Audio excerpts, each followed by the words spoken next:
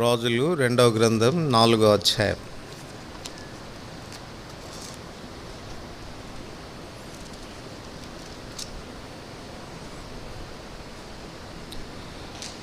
రాజులు 2వ గ్రంథం 4వ అధ్యాయం.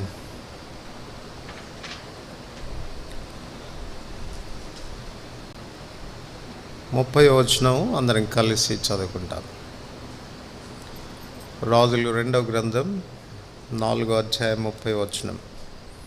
తల్లి ఆ మాట విని, యెహోవా జీవం తోడు, నీ జీవం తోడు, నేను నిన్ను విడవనని చెప్పగా అతడు లేచి ఆమెతో కూడా పోయాను. ప్రార్థన చేసుకుంటా. ప్రేమ కలిగిన పరలోకపు తండ్రి, పరిశుద్ధుడైన దేవా, యేసు వారి శ్రేష్టమైన నామమున మీ పాదములు చెంచే వందనములు చెల్లిస్తూ ఉంటున్నాం. మీ సన్నిధిలో సంఘంగా మేము చేరి రాగులటికై ఇస్తున్న ఆధిక్యతను బట్టి వందనములు. చదువుకున్న లేఖన భాగాన్ని తిరిగి మీ చేతిలో పెట్టుకుంటుండగా మీరు వివరించి ఆశీర్వదించి మాకు వడ్డించండి. ధర్మశాస్త్రంలోని ఆశ్చర్యకరమైన సంగతులు చూసినట్లు మా కనులు తెరవమని ప్రార్థిస్తుంటున్నాను. నిష్ప్రయోజకమైన దాసుడను, బలహీనుడను, అద్దుబాటులు కలిగిన వాడను, నన్ను మీరు బలపరిస్తే కానీ నేనేమి చెప్పచాలనని నా నిస్సహాయ స్థితిని తెలియచేసుకుంటూ మీ పైన ఆధారపడుతూ ఉంటుండగా కృప చూపించము. చేరి వచ్చిన నాతో మాతో మాట్లాడుతున్నాము. మా అందరి మీద కూడా ప్రార్థనాత్మను కుమరించు. యేసు ప్రభు నామమున వందనములతో ప్రార్థిస్తున్నాం తండ్రి, ఆమేన్.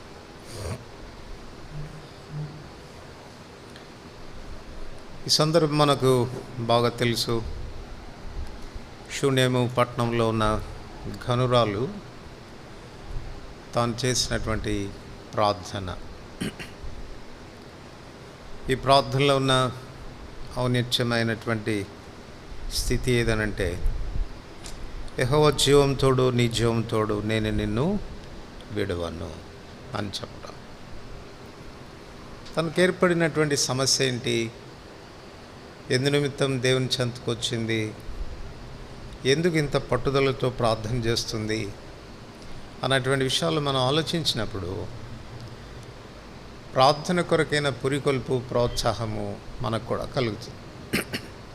ప్రభు సన్నిధిలో ఆ విధానంలో మనం ప్రార్థన చేయడానికి అది దోహదపడుతుంది. తను చాలా భక్తి కలిగినటువంటి స్త్రీ, దైవజనులను ఘనపరిచేటువంటి స్త్రీ. దైవజనుడైన ఎలీషాకు తాను చేసినటువంటి పరిచర్య మూలంగా ప్రతిఫలంగా తను ఒక కుమారుని పొందింది. చాలా కాలంగా గొడ్రాలుగా ఉన్నటువంటి ఆ స్త్రీ కుమారుని పొందింది. కానీ విచారకరమైన సంగతి ఏంటంటే, ఆ పిల్లవాడు బాలుడుగా ఉండగానే ఆ పిల్లవాడు చనిపోయాడు. చనిపోయినప్పుడు తను ప్రవర్తించినటువంటి విధానం, తను ఎలాగ దేవునికి ప్రార్థన చేసింది అన్న విధానం మనకు సవాల్తో కూడిందిగా ఉంది. జాగ్రత్తగా మనం గమనిస్తే మొట్టమొదటిగా 20-21 వచనాల్లో, వాడు ఆ బాలుని ఎత్తుకొని వాని తల్లి వద్దకు తీసుకుని పోయాను. పిల్లవాడు మధ్యాహ్నం వరకు తల్లి తొడ మీద పండుకొని ఉండి చనిపోయాను. అప్పుడు ఆమె పిల్లవాడిని దైవజనుని మంచం మీద పెట్టి తలుపు వేసి బయటికి వచ్చి,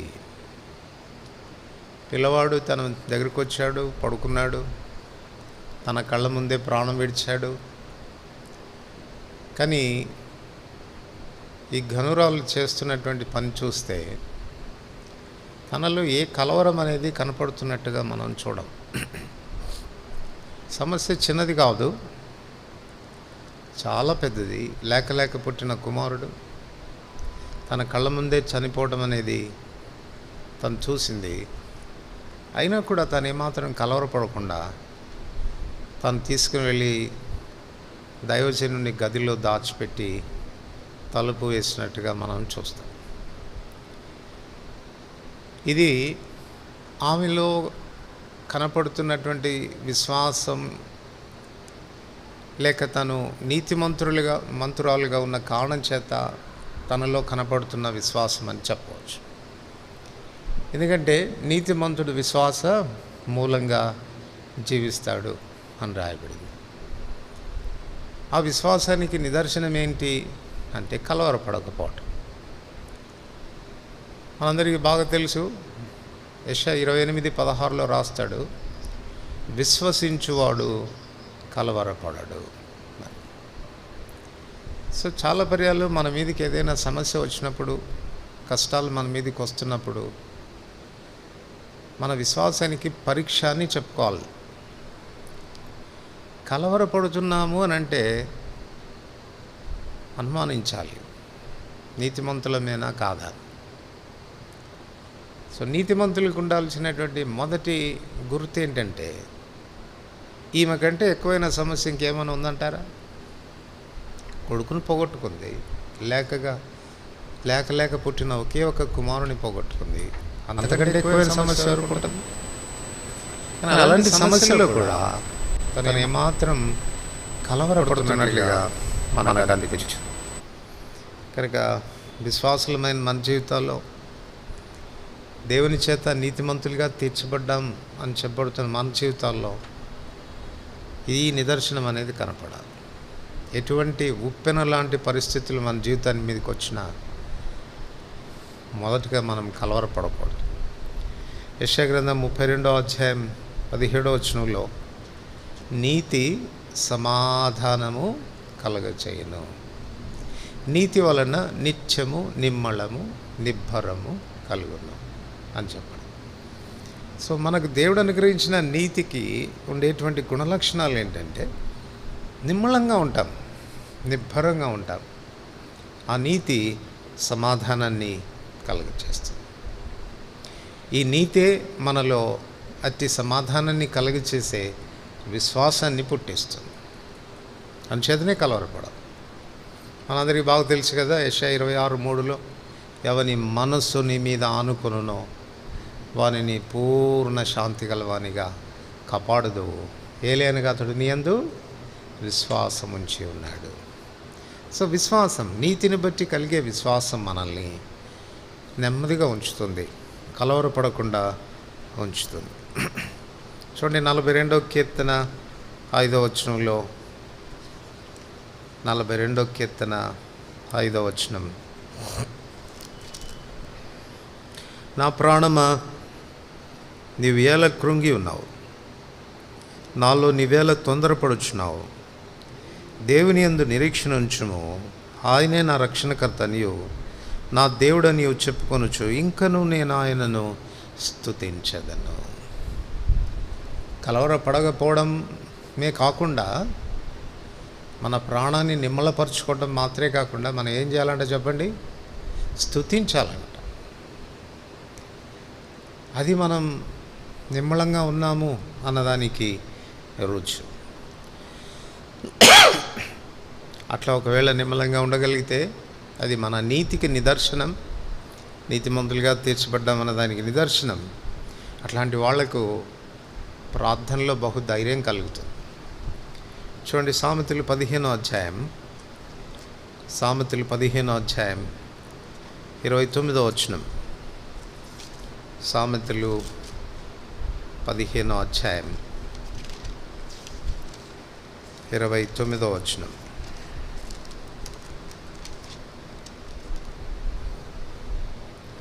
భక్తిహీనులకు యెహోవా దూరస్తుడు, నీతిమంతుల ప్రార్థన ఆయన అంగీకరించు. సో మన నీతికి నిదర్శనం కలవరపడకుండా ఉండడం. ఎందుకంటే నీతిమంతుడు విశ్వాస మూలంగా ఉంటాడు. అటివాడి ప్రార్థన దేవుడు అంగీకరిస్తాడు. అదే యాకోబు 5:16 కూడా మనం చదువుతాం, నీతిమంతుని విజ్ఞాపన మనఃపూర్వకమైనదై బహుబలం గలదై ఉంటుంది. కనుక ఈమె నుంచి మనం నేర్చుకునే మొదటి పాఠం ఏంటి అనంటే, తనకు కలిగిన కష్టకరమైన పరిస్థితుల్లో తను మాత్రం కలవరపడలేదు. తన కలవరాన్ని వచ్చిన దాసునికి కూడా తెలియనేలేదు. కొన్నిసార్లు మనం బయటికి కలవరపడకపోయినా మన కలవరం అంతా మన ముఖంలో కనపడుతుంటుంది కదా. చూసిన వాళ్ళు అంటారు, ఏం బ్రదర్ ఏదో చాలా టెన్షన్గా ఉన్నట్టున్నావే, ఏమక్క చాలా టెన్షన్గా ఉన్నట్టున్నావే అంటారు. బయటికి ఏం వ్యక్తపరచాం, కానీ మన ముఖ కవలికల్లో తెలిసిపోతుంది. ఈమె కలవరపడడం లేదు అన్నటువంటిది కనీసం తన కవలికల్లో కూడా కనపడడం లేదు, ముఖ కవలికల్లో కూడా కనపడటం లేదు. ఏమాత్రం అనుమానం రాలేదు దాసునికి. కనుక అటు విశ్వాసాన్ని మన జీవితాల్లో ప్రదర్శించాలి.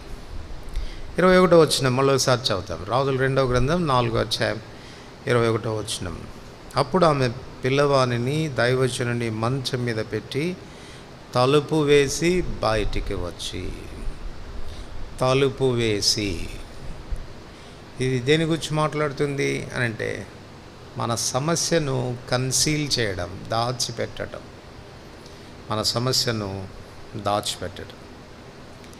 మొదట ఎవరికీ తెలియకుండా తలుపు వేసి దాచిపెట్టింది. 23వ వచనంలో, అతడు నేడు అమావాస్య కాదే, విశ్రాంతి దినం కాదే, అతని యొద్దకు ఎందుకు పోదు అని అడగగా ఆమె నేను పోవుట మంచిది. భర్తకు దాచింది. మొదట ఎవరికీ తెలియకుండా తలుపు వేసి దాచింది. రెండవది తన భర్తకు దాచింది. 24వ వచనం. గాడిదకు గంత కట్టించి తాను ఎక్కి తన పనివానితో శీఘ్రముగా తోలుము, నేను నీకు సెలవిస్తేనే కానీ నిమ్మలంగా తోలవద్దనెను. ఆ దాసునికి కూడా దాచిపెట్టింది. ఆ దాసునికి దాచిపెట్టింది. 26వ వచనం. నీవు ఆమెను ఎదుర్కొనుటకు పరుగున పోయి నీవును నీ పెనిమిటియు నీ బిడ్డయు సుఖంగా ఉన్నారా అని అడుగుమని తన పనివాడైన గెహాజుతో చెప్పి పంపెను. అందుకు ఆమె సుఖముగా ఉన్నామని చెప్పాను. గెహాజీకి కూడా దాచిపెట్టేసింది. గెహాజీ ఎవరు? ఎలీషా యొక్క శిష్యుడు. ఓ మాటలో చెప్పుకోవాలంటే అసిస్టెంట్ పాస్టర్ గారు కదా. అవి ఈమెకు అసిస్టెంట్ పాస్టర్ మీద కూడా నమ్మకం లేదు. వీడికి చెప్పి కూడా ప్రయోజనం లేదు. బహుశా గమనించిందేమో, టింగరోడ్లాగా ఉన్నాడు, భక్తి లేనివాళ్ళలాగా ఉన్నాడు, వీడికి చెప్పి ఏం ప్రయోజనం అని దాచిపెట్టి. దీన్ని బట్టి మనం ఏం అర్థం చేసుకోవచ్చానంటే, సమస్యను మొదటిగా మన ప్రభువు వద్దకు తీసుకురాకమునుపు ఎవరి దగ్గరికి తీసుకెళ్ళకూడదు. ఎవరితో చెప్తే ఏం ప్రయోజనం, ఎవరు ఏం చేయగలరు మనల్ని? చాలా పర్యాలు సమస్య రాగానే మనం ఏం చేస్తాం, ఈ అక్క దగ్గరకో ఆన్న దగ్గరకో పరిగెట్టుకుని వెళ్ళి బోరున ఏడ్చేసి, అసలు నాలాంటి కష్టం శత్రువు కూడా రాకూడదు అక్క అని చెప్పుకుంటే వాళ్ళు ఏదో 2 మాటలు అనేసరికి తృప్తి కలుగుద్దేమో కానీ, కాస్త ఉపశమనం కలిగినట్టు ఉంటుందేమో కానీ సమస్యకు పరిష్కారము రాదు. సో శూన్యమిరాలు అది తెలుసుకుంది, సమస్యను దాచిపెట్టింది, కన్సీల్ చేసింది. నా దేవునికి నేను చెప్పాలి మొదట అన్నటువంటి ఉద్దేశంతో తను వెళ్ళింది. కొలసీలకు రాసిన పత్రిక 1వ అధ్యాయం 18వ వచనం మనందరికీ బాగా తెలిసిన విషయం. సంఘమును శరీరమునకు ఆయనే శిరస్సు, ఆయనకు అన్నింటిలో ప్రాముఖ్యం కలుగు నిమిత్తం. ఆయన ఆది అయి ఉండి మృతుల్లో లేచుటలో ఆది సంభూతుడు ఆయన. సమస్య ఇతరులకు మనం చెప్పకుండా, ఎవరికీ తెలియచేయకుండా మొట్టమొదటగా దేవునికే చెప్పడం ద్వారా మనం ఏం చేస్తున్నామో తెలుసా? ఇండైరెక్ట్గా ఆయనను ఘనపరుస్తున్నాం. ఆయనకు అన్నింటిలో ప్రాముఖ్యత, ఫస్ట్ ప్లేస్ ఆయనకి ఇస్తున్నాం. ఇప్పుడు నీకు ఏదైనా సమస్య వస్తే మొట్టమొదటి ఎవరికి చెప్తావు? మామూలుగా అయితే భర్త అడుగుతున్నాడు, అమావాస్య కాదే, పౌర్ణమి కాదే, ఎందుకు పోతానంటున్నావు అంటే మనమైతే బోర్న ఏడిచేసి ఉండేవాడు. ఏమండి అయిపోయిందండి, మన పని అయిపోయిందండి అని చెప్పుకుండేవాళ్ళం. కానీ ఎవరికి చెప్పలేదు తను. ఎవరికి చెప్పి ఏం ప్రయోజనం? ఫస్ట్ నా ప్రభువుకి చెప్పాలా. సో ఇది మనం నేర్చుకోవాలి కదా. ఏ దిక్కు లేనోడికి అని మనం అంటాం కదా. అంటే అన్ని దిక్కులు ప్రయత్నం చేసి ఏ దిక్కులో కూడా సహాయం మనకు రాకపోతే అప్పుడు దేవా ఏ దిక్కు లేనోడికి నువ్వే దిక్కయ్యా స్వామి అంటాం. ఆయన ఏమంటాడంటే, అరే ముందు నా దగ్గరికి రా, నేనే నీకు దిక్కు, నీ సమస్యకు పరిష్కారం ఇవ్వగలిగినటువంటి దిక్కు నేనే. కుడికి కానీ, ఎడమ కానీ, తూర్పు కానీ, పడమర కానీ, ఉత్తర దక్షిణాల వైపు కానీ నువ్వు చూచేదానికి మునుపు నా వైపు చూడు. చూడండి 25వ కీర్తన.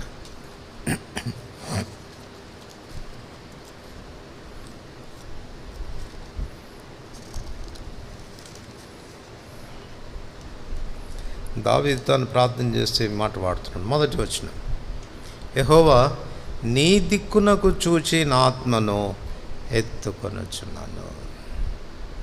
నా ఆత్మను ఎత్తుకొనుచున్నానంటే అర్థం ఏంటి? ఆత్మ కృంగిపోయింది, నా ఆత్మ డీలా పడిపోయింది. ప్రభా, మరలా నేను రివైవ్ కావడానికి, నా ఆత్మ బలపరచబడ్డానికి, నా ప్రాణం మరలా నాలోనికి రావటానికి నీ దిక్కునకు నేను చూస్తూ ఉన్నాను.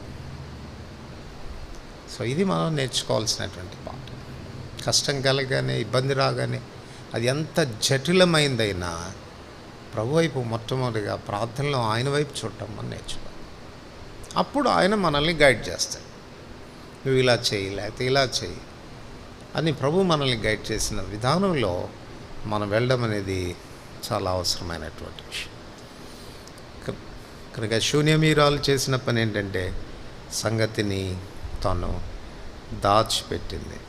ప్రభు చెంతకే తాను మొట్టమొదటిగా వెళ్ళినట్లుగా మనం చూస్తాం. తద్వారా మనం ఏం చేస్తున్నామంటే మన ప్రభు యొక్క గొప్పతనాన్ని గుర్తించిన వారం అవుతున్నాం, ఆయనలో ఉన్న మహాత్యాన్ని ఘనపరిచిన వారం అవుతున్నాం. తద్వారానే దేవుని యొద్ద నుండి జవాబు మనం పొందేవాళ్ళంగా ఉంటాం. 23వ వచనం, రాజులు 2వ గ్రంథం 4వ అధ్యాయం 23వ వచనం. అతడు నేడు అమావాస్య కాదే, విశ్రాంతి దినము కాదే, అతని యొద్దకు ఎందుకు పోదు అని అడుగగా ఆమె, నేను పోవుట మంచిది, నేను పోవుట మంచిది. నేను పోవుట మంచిది అనేది ఆమెలో ఉన్న యేసు గుణాన్ని తెలియజేస్తుంది. ఆమె వెళితే చనిపోయిన తన కుమారుడు బ్రతుకుతాడంటారా? ఏం మంచి జరగబోతుంది నీకు? ఏం ఎక్స్పెక్ట్ చేస్తున్నావు ఆయనండి అని అంటే తనలో ఉన్న విశ్వాసం, తనలో ఉన్న నిరీక్షణ కదా. అబ్రహాంలో కనపరచబడిన విశ్వాసం తనలో కనపరచబడింది. రోమ 4వ అధ్యాయంలో మనం చదువుతాం కదా. మరి చదవండి, రోమ 4వ అధ్యాయం 18 నుండి 20 వచనాలు. రోమ 4వ అధ్యాయం 18 నుండి 20 వచనాలు. నీ సంతానం ఇలాగ ఉండునని చెప్పిన దాన్ని బట్టి తాను అనేక జనములకు తండ్రి అగునట్లు నిరీక్షణకు ఆధారం లేనప్పుడు అతడు నిరీక్షణ కలిగి నమ్మెను. మరియు అతడు విశ్వాసం నందు బలహీనుడు కాక రమారమి 100 ఏండ్ల వయసు కలవాడైంది. అప్పటికి తన శరీరం మృతతుల్యమైనట్టును సారా గర్భమును మృతతుల్యమైనట్టును ఆలోచించింది. కానీ అవిశ్వాసం వలన దేవుని వాగ్దానమును గురించి సందేహింపక దేవుని మహిమపరిచి ఆయన వాగ్దానం చేసిన దాన్ని నెరవేర్చుటకు సమర్థుడిని రూఢిగా విశ్వసించి విశ్వాసము వలన బలము పొందెను. మనం గుర్తించండి, నిరీక్షణకు ఆధారం లేనప్పుడు నిరీక్షణ నుంచి నమ్మటం. ఈ పిల్లవాడేదో జబ్బుపడి లేక కోమా స్టేజ్కి వెళ్ళిపోయి ఉన్న పరిస్థితి కాదు. పిల్లవాడు ప్రాణం పోయింది. ప్రాణం పోయిన తర్వాత కూడా నా పిల్లవాడు బ్రతుకుతాడు అని నమ్మడం నిరీక్షణకు ఆధారం లేని పరిస్థితుల్లో నిరీక్షణ ఉంచడం లేదు. It is highly impossible. చచ్చిపోయిన పిల్లవాడు బ్రతకటం. కనుక విశ్వాసంలో ఎంత ఉచ్చ స్థాయిలో తను ఉంది అన్నది ఈ మాట ద్వారా మనం తెలుసుకోవచ్చు. నేను వెళ్ళుట మంచిది, మంచి జరుగుతుంది. ప్రవక్త దగ్గరికి వెళ్ళడం ద్వారా మంచి జరుగుతుంది అన్న తన విశ్వాసాన్ని తను బయలుపరిచింది. సో మన ప్రభు ఎడల అంతటి బలమైనటువంటి విశ్వాసం ఎప్పుడు మనకు కలుగుతుంది అనంటే తను కూర్చున్న ఎరుక. ఎందుకు గెహాజీ అడిగితే చెప్పలేదు తను? గెహాజీని కూర్చున్న ఎరుక కూడా ఉంది తనకు. ప్రవక్త అయిన ఎలీషాను గురించినటువంటి గ్రహింపు ఉంది. ఎలీషా చేయగలిగిన దానిని గెహాజీ చేయలేడు. అలాగైతే మన ప్రభువుకు అసాధ్యమైనది ఏది ఉంది? ఏమి చేయలేడు ఆయన. ఎన్నోసార్లు ఆయనే చెప్తాడు కదా స్వయంగా, నేను సర్వ శరీరులకు దేవుడను, నాకు అసాధ్యమైనది ఏదైనా కలదా అని ఆయనే చెప్తాడు కదా. అట్లాంటి దేవుణ్ణి నిశ్చయంగా మనం కలిగి ఉన్నప్పుడు ఎంత భరోసా ఉంచుతున్నాం ఆయన మీద, ఎంత ఆధారపడుతున్నాం. ఈ శూన్యవీరాల్లాగా చెప్పగలమ్మా, ఈ సమస్య నాకు వచ్చింది, గడ్డు సమస్య ఇది, అసాధ్యమైందే ఇది, కానీ నేను వెళ్ళటం మంచిది, ఆ దేవుని దగ్గరికి ప్రార్థనలో పోతే తప్పకుండా నేను జవాబు పొందుతాను అన్నటువంటి విశ్వాసాన్ని ప్రదర్శిస్తున్నామా? అది మనం చూసుకోవాల్సింది. అట్టి విశ్వాసాన్ని ఒకవేళ మనం ప్రదర్శించగలిగితే మన ప్రభు ఎంత మాత్రం మనల్ని సిగ్గుపరచడు. నిశ్చయంగా శూన్యమీరాలి కుమారుడు బాగుపడినట్లుగా, ఆమె సమస్యకు పరిష్కార మార్గం దొరికినట్లుగా మనం కూడా ఆ రీతిగా ప్రభు యొద్ద నుండి పరిష్కార మార్గం పొందగలిగేటువంటి వారంగా ఉంటాం. నాలుగవది మనం ఇక్కడ గమనిస్తే 24వ వచనం, రాజుల 2వ గ్రంథం 4వ అధ్యాయం 24వ వచనం, గాడిదకు గంత కట్టించి తాను ఎక్కి తన పనివానితో శీఘ్రముగా తోలుము, నేను నీకు సెలవిస్తేనే కానీ నిమ్మలముగా తోలవద్దనెను. శీఘ్రముగా తోలుట, ఇది కూడా మళ్ళీ మనకేం జ్ఞాపకం చేస్తుంది అని అంటే, సమస్య రాగానే ప్రభు వైపు చూడటం, ఆలస్యం చేయకూడదు. సమస్య రాగానే ప్రభు వైపు చూడటం.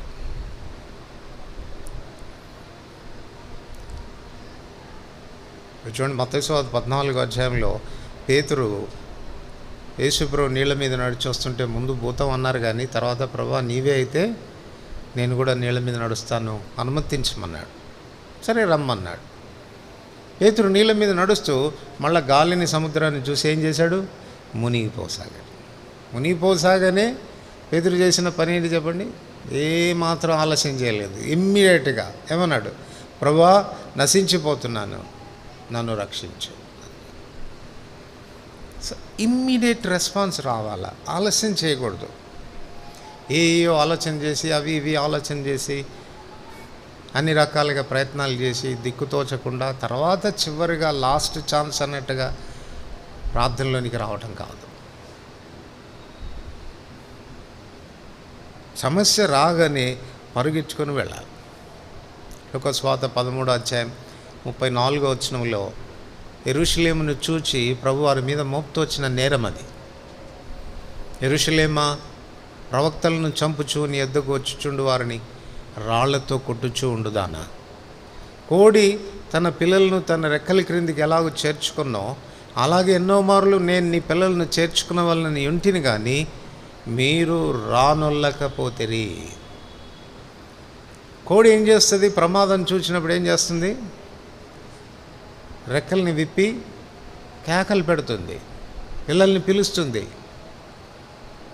ప్రమాదం జరగబోతుంది, పరిగెట్టుకుని రండి. ఎప్పుడైనా చూసారా మీరు ఎంత రష్ అవుతాయో ఆ కోడి పిల్లలు రెక్కల క్రిందికి?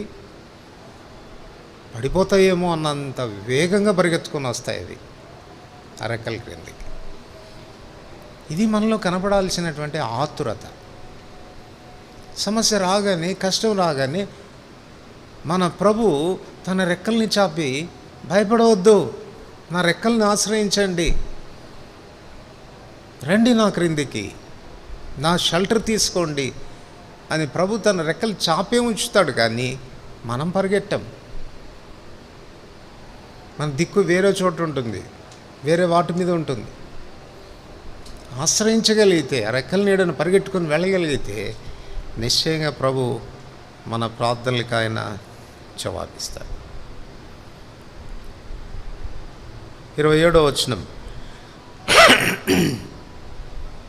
27వ వచనం, పిమ్మట ఆమె కొండ మీద ఉన్న దైవజను యుద్ధకు వచ్చి అతని కాళ్ళు పట్టుకొనెను.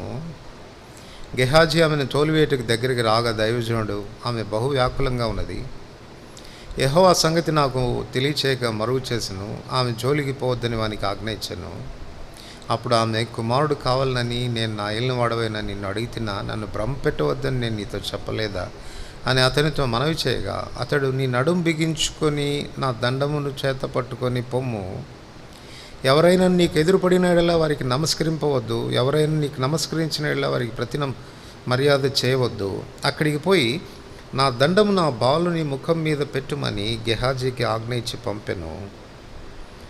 ఆ తల్లి ఆ మాట విని, యెహోవా జీవంతోడు, నీ జీవంతోడు నేను నిన్ను విడవనని చెప్పగా అతడు లేచి ఆమెతో కూడా పోయాను. సో ఈ వచనాలు బట్టి మనకు అర్థమయ్యే 5వ విషయం ఏంటంటే, తన పాదాలు పట్టుకుంది, తను వచ్చే వరకు యెహోవా జీవంతోడు, నీ జీవంతోడు నేను నిన్ను విడవనని చెప్పింది. ఇది పట్టుదలతో మనం చేయాల్సినటువంటి ప్రార్థన. ఆయన వచ్చే పర్యంతం, ఆయన కనికరించే పర్యంతం, మన ప్రార్థనలకు ఆయన జవాబిచ్చే పర్యంతం మనం ఆయనను వదలకూడదు, పట్టుకునే ఉండాలి. యాకోబు అదే చేస్తాడు కదా, ఆదికాండం 32:26లో, నీవు నన్ను ఆశీర్వదిస్తేనే కానీ నేను నిన్ను పోనీయను. పట్టుదలతో తాను చేసిన ప్రార్థన. మత్తయి సువార్త 15:28 కనాను స్త్రీ యొక్క ప్రార్థన ఆ రీతిగానే కనపడుతుంది. ప్రభు తన కుమార్తెను కరుణించే పర్యంతం, తనకి ఎన్ని ఆటంకాలు వచ్చినా, ఎన్ని అవమానాలు వచ్చినా ప్రభువును వదిలిపెట్టలేదు. అందుకు ప్రభు అంటాడు, అమ్మా నీ విశ్వాసము గొప్పది, నువ్వు కోరినట్టే అవుతుంది, పో అని చెప్పి. సో తనలో కనపడినటువంటి పట్టుదల ప్రభు చెంతకు వచ్చింది. ప్రభు నాకు జవాబిచ్చే పర్యంతం నేను పోనన్నట్టుగా. మార్కు సువార్త 10:48 గుడ్డి భర్తమైన గురించి చెప్పబడినటువంటి మాట, ఊరకుండమని అనేకులు వాడిని గద్దించరు కానీ వాడు, దావీదు కుమారుడా నన్ను కరుణింపమని మరి ఎక్కువగా కేకలు వేశాను. ప్రభు తన మీద దృష్టి పడే వరకు, ప్రభు తన గురించి ఆలోచించే వరకు వాడు కేకలేస్తూనే వచ్చాడు. సో ఇది మనం నేర్చుకోవాల్సినటువంటి పాఠం. షూనేమిర్యాలు తన కుమారుని విషయంలో తను కలిగి ఉన్న పట్టుదల, కాళ్ళు పట్టుకుంది దైవజన్ని, యెహోవా జీవంతోడు, నీ జీవంతోడు నేను నిన్ను విడవను. అట్లా మన ప్రభు పాదాలు పట్టుకోగలిగితే, కాన్స్టెంట్గా జవాబిచ్చే పర్యంతం పట్టుకోగలిగితే, ఎందుకు రాడు ఆయన, ఎందుకు బాగు చేయడు? అలాగా తాను ప్రార్థన చేసింది కనుకనే ఇప్పుడు చదువుకుంటాం 36-37 అందరు కలిసి. అప్పుడు అతడు గెహాజీని పిలిచి ఆ శూన్యమీరాలను పిలుచుకొని రమ్మనగా వాడు ఆమెను పిలిచెను. ఆమె అతని యొద్దకు రాగా అతడు, నీ కుమారుని ఎత్తుకునమని ఆమెతో చెప్పాను. అంతటా ఆమె లోపలికి వచ్చి అతని కాళ్ళ మీద సాష్టాంగపడి లేచి తన కుమారుని కాళ్ళ మీద సాష్టాంగపడుట, వర్షిప్ని గురించి మాట్లాడుతుంది. సాష్టాంగం చేయడం, ఆరాధనను గురించి మాట్లాడుతుంది. సమస్య ప్రార్థనకు, ప్రార్థన ఆరాధనకు మనల్ని నడిపిస్తుంది. సమస్యలు మనకు వచ్చినప్పుడు సమస్య ఎంత ఎక్కువైంది అన్న దాని మీద మన ప్రభు యొక్క సామర్థ్యం ఎంత గొప్పది అనేది అర్థమవుతుంది. తలనొప్పిని బాగు చేసేవాడిని ఒకలాగా మనం చూస్తాం, జ్వరాన్ని బాగు చేసేవాడిని ఒకలాగా చూస్తాం, క్యాన్సర్ పేషెంట్ని బాగు చేసే డాక్టర్ని మరొకలాగా చూస్తాం, కరోనా నుండి బాగు చేసేవాడిని ఇంకోలాగా చూస్తాం. అంటే సమస్య ఎంత ఉధృతమవుతుందో బాగు చేసేవాడి యొక్క గొప్పతనం అంత అర్థమవుతుంది మనకు. అందుకు చెప్పండి, మనకు సమస్యలు చిన్న చిన్నవి రావాలా, పెద్దవి రావాలా? పెద్దవి వస్తేనే తెలుస్తుంది ఆయన మహాత్మ్యం ఎంత గొప్పదనేది. నీకు అర్థమైంది, అయ్యా నువ్వు మామూలు ప్రవక్త అనుకున్నాను కానీ నువ్వు ఎంత గొప్పవాడివి, సాష్టాంగ పడింది ఆయన పాదాలు. ఇదిగో ప్రవక్త కంటే గొప్పవాడు ఇక్కడ ఉన్నాడు, ఎలీషా కంటే గొప్పవాడు, అందరికంటే గొప్పవాడు, అసమానుడైన దేవుడు ఈనాడు మనకు దేవుడుగా ఉన్నాడు. సో మనకు కలిగేటువంటి సమస్యల్లో ఆయన వైపు చూద్దాం, ఆయన మీద ఆధారపడదాం. కలవరపడవద్దు. నీ సమస్య ఎంత గొప్పదైనా ఆ సమస్య కంటే గొప్పవాడు మనకున్నాడు. వాటన్నిటిని బాగు చేయగలిగినటువంటి ప్రభు మనకున్నాడు. ఆయన ఆశ్రయిద్దాం, ఆయనకు ప్రార్థన చేద్దాం. నిశ్చయంగా నీ ప్రార్థనలే నీ ఆరాధనలకు మూలమవుతాయి. ప్రార్థనలో ప్రవేశిస్తాం.